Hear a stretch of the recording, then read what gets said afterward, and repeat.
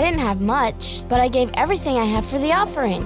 Melissa made fun of me for it. It's not about how much you give, it's about your attitude when you give.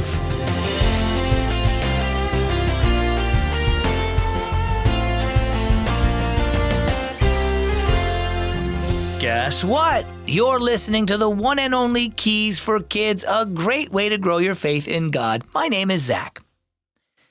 When the offering basket comes around at church, do you ever feel embarrassed if you don't have much money to put into it? A lot of people think that in order to please God, you have to give a lot of money, but what truly matters is the heart behind the gift. Paul said it this way in 2 Corinthians chapter 9, verse 7. Each of you should give what you have decided in your heart to give, not reluctantly, for God loves a cheerful giver. Our story for today is entitled, 3 dimes and a nickel. What's wrong? Dad asked Sylvie after junior youth group. Did something happen at your meeting? Sylvie sat down at the table where Dad was cutting vegetables. It's Melissa again. The two girls had known each other for years, but they were not friends. I got there 5 minutes late, Sylvie said.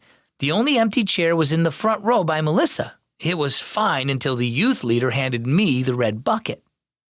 What's the red bucket for? Dad asked, rolling his wheelchair to the refrigerator. That's how we take our offering. We start a red bucket in the front row and pass it around. Our class also committed to giving extra this fall so that at Christmas we could buy gifts for needy families in the area. So what happened with the red bucket? Dad asked. Well, when I checked my pocket, all I had was 35 cents, so I popped it in the empty bucket and passed it on to Melissa. She saw my few coins and burst out laughing. Then she threw in $5 and said loudly, "We should put Sylvie's family on the needy list." Dad cringed. "Honey, I'm sorry I didn't have cash to give you your allowance this morning." "This isn't your fault, Dad. I know things have been tight since your accident. I'll give more when I can." Dad smiled. "That sounds like a story from the Bible. Can you guess which one?" Sylvie shook her head.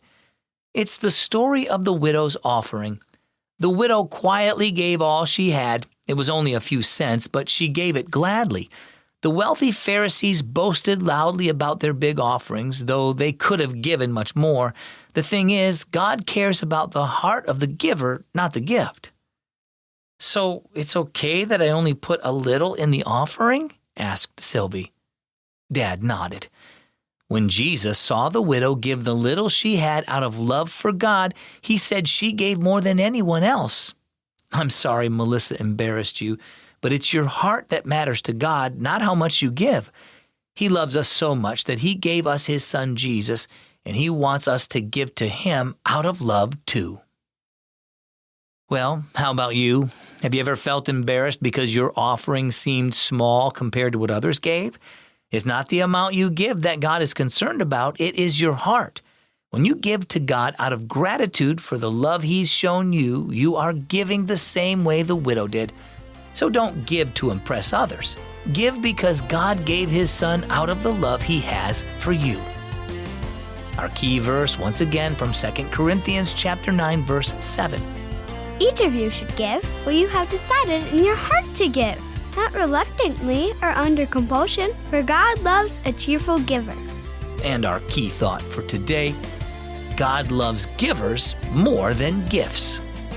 If you have teen brothers or sisters, ask them to check out the Unlocked Teen Devotional app. It's available right now to help teens learn more about God. Search your app store for Keys for Kids Unlocked and look for the blue key, or go to unlocked.org for a direct link to the app. As always, I'm Zach, and as always, I'm glad you joined me today on Keys for Kids. We'll see you next time.